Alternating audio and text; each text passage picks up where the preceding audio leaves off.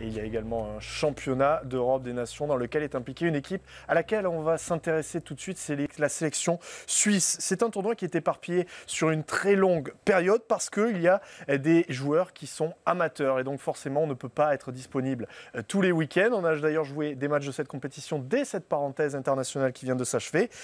Tout le journal du rugby a décidé de partir à la rencontre des joueurs de cette équipe suisse, savoir comment est-ce qu'ils fonctionnaient. Il n'y a aucun professionnel dans cette équipe, seule la volonté de jouer au rugby pour se faire plaisir, avec un véritable parfum de fédéral qui traîne autour des terrains comme dans les vestiaires. Un reportage signé Roland Richard et Anthony Ravas. Il faut avoir la flamme car ce rugby-là n'est la promesse d'aucun confort. Le clubhouse se résume ici à une maison en bois qui sert à la fois de salle des trophées, de lieu d'étirement et de vestiaire. Quand la place fait défaut, on fait preuve d'ingéniosité. On reste entre gros et puis on fout les trois quarts d'or. C'est toujours comme ça d'abord, les gros en premier. Yverdon, à la pointe ouest du lac de Neuchâtel, et ce clubhouse spartiate, une simple maison en bois au bord d'un terrain. Vendredi matin, les joueurs sont rassemblés depuis une douzaine d'heures seulement et jouent dès le lendemain. 3-5 sont là-bas, 2-1-4 sont au milieu, et la troisième ligne elle est prête ici. Ici, les rugbymen sont soit amateurs dans les clubs suisses, soit semi-professionnels dans les clubs français de fédéral. Le rugby d'en bas, avec des moyens minimes. En sélection, les joueurs sont seulement défrayés. On fait ça pour le plaisir, on va dire. Ceux qui acceptent de venir pour rien, c'est déjà qu'ils ont une volonté et un état d'esprit qui vaut le coup, quoi. D'un point de vue argent, on n'a rien à gagner, mais j'ai envie de dire, même en club, si on commence à aller jouer en club pour l'argent qu'on gagne à la fin du mois, on passe à côté des trois quarts de ce qui est intéressant dans le rugby, quoi. Elle monte tes grosses cannes à la télé, La majorité des joueurs exercent donc une profession à côté du rugby.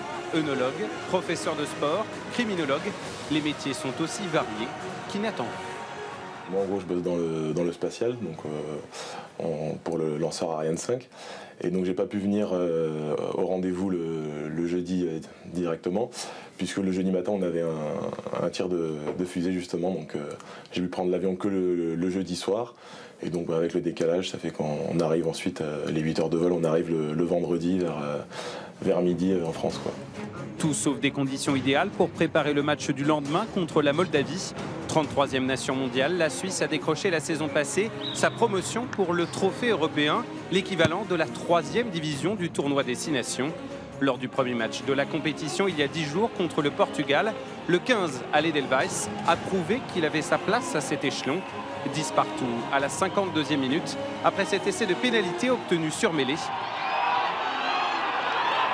Et puis les Helvètes ont craqué physiquement, défaite 28-10. Le match contre le Portugal, c'était un saut dans l'inconnu, parce que voilà, le Portugal descendait du niveau au-dessus, la Suisse montait d'un cran.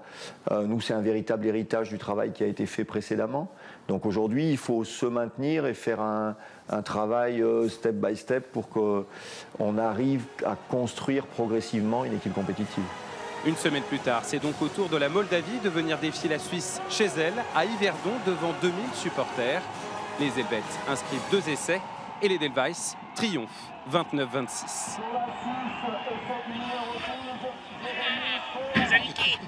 Un premier succès dans le top 18 européen pour un pays qui compte seulement 5000 licenciés.